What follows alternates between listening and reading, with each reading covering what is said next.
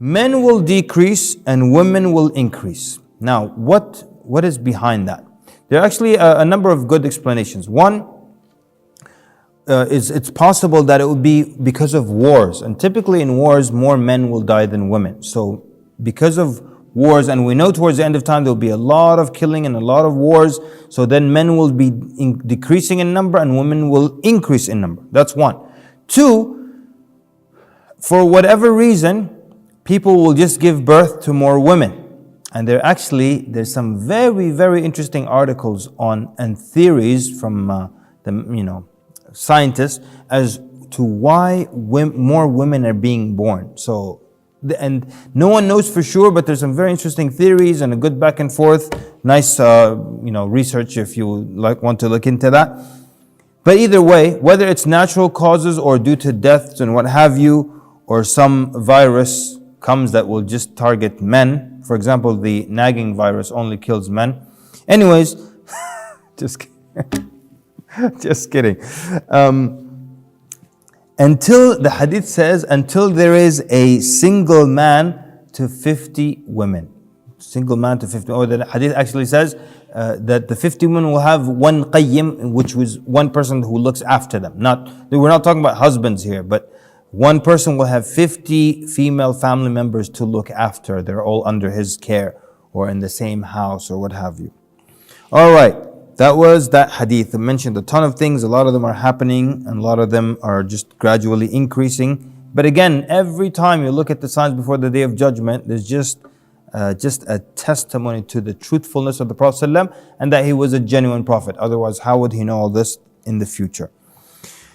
All right, this one, simple. Imam Ahmad mentions from Abdullah ibn Mas'ud that the Prophet ﷺ said, indeed, before the coming of the hour, there will be, amongst the things, false testimony. And we'll see people, we said, taking or giving a testimony, especially an oath by other than the name of Allah, or by the name of Allah, yani swearing by Allah that you this is the case and that you're speaking the truth, it's a great sin. And giving an oath, a false testimony, is a huge, huge sin. But this will increase towards the end of time more and more so. All right. Look at this one. This is mentioned in Sahih Muslim. Abdullah ibn Mas'ud radiallahu anhu narrated, the Prophet sallallahu alaihi wasallam said, the hour will not be established until inheritance is not distributed. So, if we were to contemplate together, what would cause inheritance to not be distributed? Could be a lot of things, right? Number one, it could be that these are those times that we mentioned where there's so much killing that people separate from each other. In what hadith? I think we're coming to it. That there will be so much killing. Yeah, I think we're coming to it. That people will be strangers to one another. So this guy takes his family out in the desert and this guy goes out to the prairie. And then when someone dies, their inheritance doesn't reach everybody else because people are so spread out during these times of fitan. That's one possible explanation. Another possible explanation is that this is towards a time when there is so much ignorance of the religion that people don't even know how to split the inheritance. So the inheritance will not be distributed. That's very plausible as well. Or it could be that people don't care. Okay? Could be that people don't care about splitting the inheritance. This is a true story that happened right here in America, where a Muslim man was on his deathbed. So he gathered all his wealth and he gave his daughter this much and his son that much. So someone told him, what about the distribution that Allah mentioned in the Quran? He said, no, I want to be fair to my children. Just think of that phrase. He said, no, I want to be fair to my children. Before I die, I want to be fair. What Allah subhanahu wa ta'ala, astaghfirullah, what Allah decreed and mentioned in the Quran, that's not fair. That's unjust. So I want to make sure I'm just. Yani, astaghfirullah, it's like saying, I'm going to be more just than Allah subhanahu wa ta'ala. And he died upon that. So he just didn't care. Or it could also be that this is towards that time when there's so much treachery and deception and theft that someone will just steal and just take everyone else's inheritance. Very possible. Oh, let's go back to this one here. Indeed, from the signs of the hour, this is in Sunan Abu Dawood, is the lifting of knowledge lifting of knowledge, we mentioned that. Prevalence of ignorance, drinking of alcohol, and increase of adultery. وَيَظْهَرْ الزِّنَا. So drinking of alcohol, like I was saying last episode, you look at how many Muslim countries and look at how many of them where you could just consume alcohol or purchase alcohol. We have, every time someone mentions, I don't know, should I mention countries or not? But in some countries they just ban it by law, but that law is not enforced. So do they count? If the law says you cannot buy alcohol, but if you go buy it and people are selling it, no one is bothering with this law. It doesn't count. So most Muslim countries, unfortunately, the majority of them, actually not almost all of them, except for like a small 1%, it's actually less than 1% of Muslim countries actually ban alcohol. And I'll tell you an interesting alcohol experience, well, not an alcohol experience, that sounds really bad. But when I was in Malaysia, we were in this big like kind of grocery store or what have you. And then there's a security guard standing in front of the wine and alcohol section. So I said, what does this guy do? Like, why is he guarding the alcohol? They said he's not guarding the alcohol. He's there to stop Muslims from going into the alcohol section. Because if you know anything about Malaysia, there's a Chinese and an Indian population that are not Muslim also. So they want to purchase their alcohol. So the guy stands there and he stops Muslims from going to the alcohol section. And people can sell alcohol, but if they sell it to a Muslim, they get in deep, deep trouble. So the question is, you might be thinking, how will they know if someone is Muslim or not? It's almost down to race, meaning if you're Malay, there's almost 100% chance you're a Muslim, almost, right? And if someone is Chinese, there's so this guy basically is stopping them by race. And if he sees a Malay coming towards the alcohol, he's like, excuse me, no alcohol for you. If he sees a Chinese guy, he'll let him pass. If he sees a Hindu guy, he'll let him pass. Wallahu alam, but that's basically, you will get in trouble if you sell alcohol to a Muslim in Malaysia. So even though it is sold, it is not sold to Muslims. So could they count? I believe it would count. Wallahu alam. Anyways, let's keep going here. I've got some interesting ones for you. This is very easy to understand. Imam al-Tabarani rahimahullah mentions from Anas ibn Malik radiallahu anhu, An-Nabi sallallahu alayhi wasallam said, indeed from the signs of the hour is the appearance of sudden death. Maut al-Faj'ah or al-Faj'ah also is correct. So towards the end of time there will be more sudden death. And this makes sense from a number of viewpoints. Like number one, the instruments now that we have that can cause sudden death are so many as opposed to 1,400 years ago. Like for you to die suddenly was so uncommon unless you just fell off a mountain or fell off the roof of the house and stuff.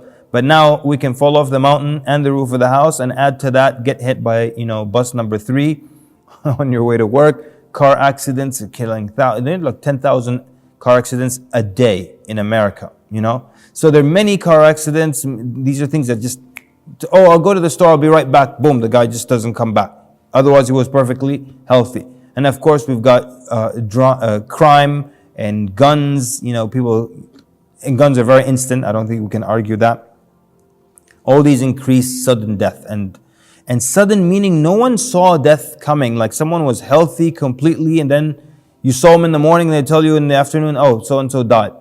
And this happens so much, and you don't even have to be involved in, gang-related activity or drug activity. There was a Muslim family, and they were just like out in the street, and other people were fighting. And then the young man just asked the other guys, like, is everything okay? And that guy just shot him right in the face. He just asked, is everything okay? So anyways, sudden death. We said car accidents, and then of course we've got other things, heart attacks and all these diseases now that are just causing people to drop dead. And that didn't exist as much at the time of the Prophet ﷺ, possibly because they ate good food. Wallahu. All right. And this is the hadith I was alluding to before, that, or actually last episode, that there will be killing and strangeness to the extent that a person almost knows no one. There will be killing and strangeness to the extent that a person almost knows nobody. So that means there's so much killing that people have to be distant from each other and they don't interact and visit and go down to town and talk and all that. And it's interesting how quickly faces change. I remember I used to live across the street from this masjid for about 2 years or something like that. Or maybe it was a year, I can't remember. But I just knew every face in that masjid because we'd go 5 times a day. And then I came to it, I think it was 2 years later or something, or 3 years later. I think maybe 3 years later. I could not recognize a single face. Like, you'll be surprised how much and how quickly people move around and shift and go to other places. So imagine there is some kind of fitna where there's a lot of killing. So people separate themselves. 5 years, 6 years, you're with your family away from everybody else. When people meet again, they barely recognize each other. That's what that is referring to. Let's see here. We can explain this hadith or this sign with 2 other hadith. One of them is like what I just explained. In Sahih Bukhari, Abu Sa'id al-Khudri radiallahu anhu narrated that the Prophet ﷺ said, "There will come a time when the best property of a Muslim will be sheep, which he will take to the tops of mountains and the places of rainfall so as to flee with his religion from the afflictions." Meaning, people now there's so many trials happening that a person takes what he can and it just goes away from the trials and the tests and afflictions. That's one. The other hadith is narrated by Tirmidhi rahimahullah,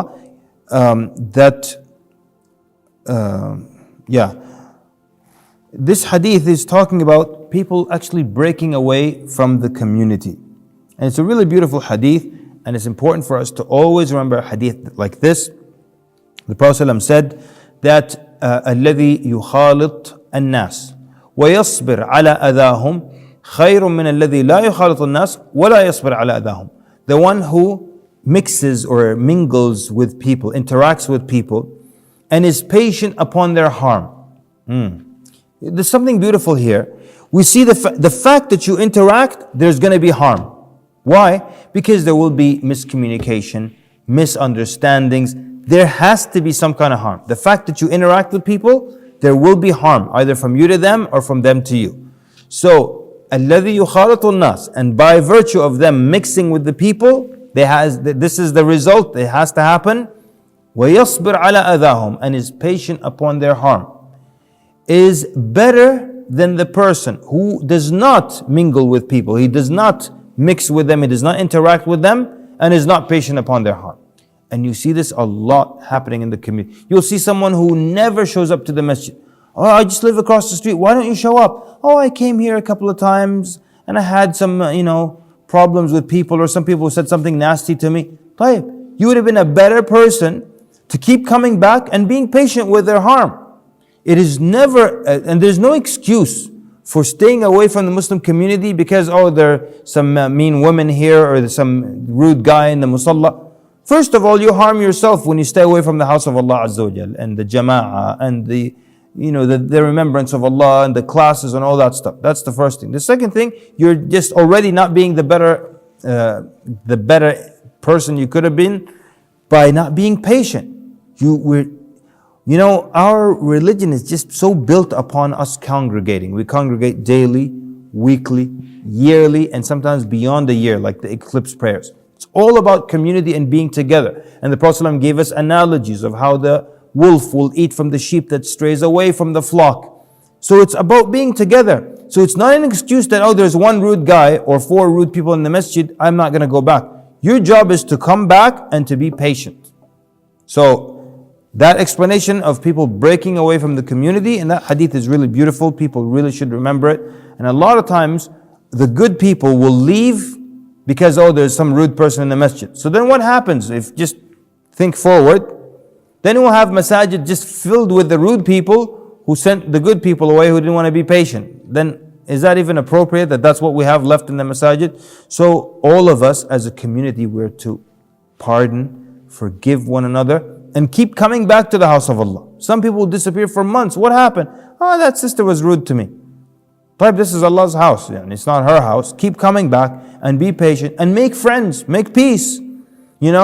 That's why the Prophet ﷺ described the hypocrite when it's just a beautiful description. وَإِذَا, not beautiful in that sense, but beautiful and accurate in the sense that it's accurate. وَإِذَا خَاصَمَ فَجَرَ. When the hypocrite, when he has a disagreement with you, he takes it to the next level, to the level of fujur. Whereas the believers, they have a misunderstanding. Next day, they apologize to each other. Even if you're not the one who's mistaken, extend your hand out and make some kind of apology, make up, peace, and that's it. Oh, I abandoned the masjid for 3 months because this person said something about the color of my mish'arif. All right. Anyways, that's what it's about. It's about forgiveness. It's just really, one more time, it's beautiful that whoever interacts with people and is patient upon their harm. It's almost like saying it's guaranteed. If you interact, there will be harm. Then be patient upon it. That's the answer. You don't leave good, you don't leave the masjid, you don't never make up with them, right? And if you leave the masjid for 3 months, that means you haven't spoken to them for 3 months. You're avoiding them for 3 months. You're not supposed to avoid your brother for 3 days. All right. Next one. Narrated by Imam Ahmad rahimahullah. Abdullah ibn Umar radiallahu anhuma said, the Prophet ﷺ said, there will be towards the end of my ummah men, and of course it can mean women also, who will ride upon chairs or saddles or chariots similar to our beasts. It will take them to the doors of masajid, to the doors of mosques. What do you think it's talking about? They'll ride on these saddles or these chairs that will take them to the door of the masjid.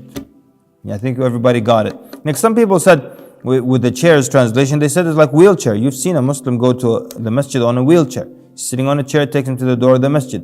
Or, most likely, wallahu alam, it could be talking about cars, right? Cars. You're essentially sitting on a chair in a car and it brings you to the door of the masjid.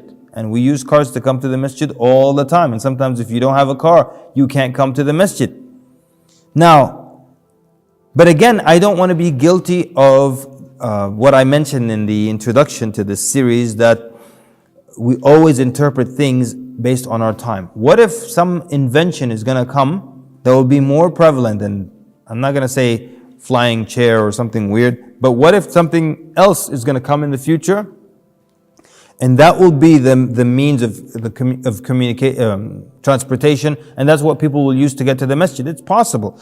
But does this hadith right now fit our world and its chairs or cars that are bringing people to the masjid? Well, it's very, very possible. Wallahu ta'ala a'lam. All right. Next one. I've chosen these, right? Because there's so many of these. And there's so many repetitions also. And make sure we cover ones that are kind of new. How about a simple one? The hour will not be established until a man kills his neighbor, brother, and father. Okay. Well, what am I going to say? The Menendez brothers, right? Or it's common, we see that a lot, and but it will keep increasing. This is in Sahih al-Bukhari. Anas ibn Malik narrates, the Prophet ﷺ said, there will come upon the people years of deception, in which the liar is believed, and the truthful one is belied. The treacherous one is trusted, and the trustworthy one is believed to be treacherous. And the ruwaybidah will speak. And the ruwaybidah will speak. He was asked, and who are the ruwaybidah? And they said, and the Prophet responded, the fool, يعني الرجل التافه, the fool who speaks about the general affairs of the people. Okay. This hadith is wonderful, and it's so happening. The ruwaybidah, these are just people who are foolish, worthless, even mentally, they're just foolish, and yet they're speaking and they're being heard. They're speaking and they're being heard. There's so many examples of this, right? There is, and if you just look at how when an actor or a singer or some musician makes a statement, or some rapper makes a statement, it falls upon more ears than, a scholar or a Supreme Court justice or anybody of that sort. But anyways, it's interesting how there was an interview with this soccer player. Okay? And they're asking him, how are you? And first of all, like, I don't even understand why you would have an interview with any athlete, because it's all the same. Why are you asking a soccer player, what are you trying to do this season? What do you think he's trying to do? I'm going to try to dribble the ball, make it towards their net, and shoot it in. That's it. Take any sport, and there's absolutely no need for interviews in any sport. It's always the same. Basketball. What's your plan? Well, we're going to give it 110%. They're always giving it 110% for some reason. They're never giving it 90% or 100%, just 110%. It's always the same interview. I don't understand why people interview these athletes. It's not like they're going to tell you about a top secret maneuver that nobody knows. Everybody knows the rules of the game. So I'm just ranting on why do people even interview athletes? There's no I in team. We're going to give it 110%. Just nonsense. All right? Anyways, so put that aside. They're interviewing this guy. He's a soccer player. And again, he's just going over the same basic thing. We're going to give it our best and this and that. Then, and this is not even this is a true story. Towards the end, the interviewer, the reporter just suddenly says, and what's your view on multiple marriage? Why? Like, why are you asking this? First of all, why that topic of all things? That's one. Two, why are you asking this guy such a random question? And something is about religion after, who cares? You're asking about soccer and he's telling you what you already know, that they're going to try to shoot and score more than the other team. But then suddenly, randomly, what do you think of multiple marriage? And he's like, well, I think if it hurts the feelings of the first wife, nobody should. Feelings of the first wife? Anyways, the point is, this just people who are foolish, not qualified to speak about something else, suddenly they're speaking and they're heard and their opinion is sought after and people care about their opinion. But that's exactly what the Prophet ﷺ described in this hadith. If you want to get upset, this is a true story that happened in a country that will go unnamed, Egypt. And there was this lady, this actress, and she was asked to critique all the different Muslim groups and the movements, and she starts critiquing them, how they make people hate their religion. Like, what do you know? Like, just for years, she just plays different roles. One time a very despicable, haram role. One time she's doing something else haram. And for years, for decades, that's all we know of this person, just acting that this guy's her husband and doing haram and all that. Now she's asked to critique all the Islamic groups and the Islamic movements and the Islamic da'wah, and she said, yeah, they made people hate their religion. Like, what do you know about the religion? So one of the scholars responded to her, and he said, basically saying like, who are you to comment on anything? And all we see is you acting out these roles of haram and bad and all that. So who are you to comment on anything? Then she sued him for saying that about her, like how dare he critique her, but she can critique Islamic movements and the da'wah, and she has no knowledge of that, and he has proof of what she's saying, of what he's saying about her. Anyways, she sues him, she wins, he goes to jail. If that's not an example of a ruwaybidah, foolish people speaking, then I don't know what is. All right, this one's interesting. In Musnad Imam Ahmad rahimahullah, the Prophet ﷺ said, the knots of Islam will be untied knot by knot. So all these things that are important in Islam, they'll be taken apart one by one. The first to be untied will be the rule, and the last will be the prayer. What does it mean, the rule? Meaning ruling by the Sharia, ruling by the religion of Allah subhanahu wa ta'ala. The first one that will be untied. And that is so true. Again, let's go back to our 60 or so Muslim countries, and how many of them rule by the Sharia? What do you think? 0, 1. Sometimes we used to have big debates in class when we'd mention this hadith. Some people would say one country, some people would say 0, none of them. I believe it's at least 1 right now. Some people think it's 2, but the point is that it's sad that we're debating 1 or 0. That's sad. And so the first thing, the Sharia goes. Rule by the Sharia disappears. And then other things start to slowly disappear. But the last thing that will disappear will be the salah. Like alhamdulillah, you see a lot of people praying in different parts of the world. There's still people stuck to that. But Sharia ruling the land, that's the law of the land, gone completely. Or in some countries they just put it, they only want the Sharia when it's divorce and marriage, we bring out the Sharia. Okay? It's something else, business dealings, politics, okay, let's put the Sharia back under the rug and we'll use whatever else we feel like using at this point. But it's just so true and it's so amazing that the Prophet ﷺ spoke this 1400 years ago and it's happening exactly as he sallallahu alaihi wasallam mentioned. Let's take the last one for today. The Prophet ﷺ said, narrated by Abu Hurairah radiallahu anhu, وَالَّذِي نَفْسِ مُحَمَّدٍ بِيَدِهِ, by the one in whose hands is the soul of Muhammad.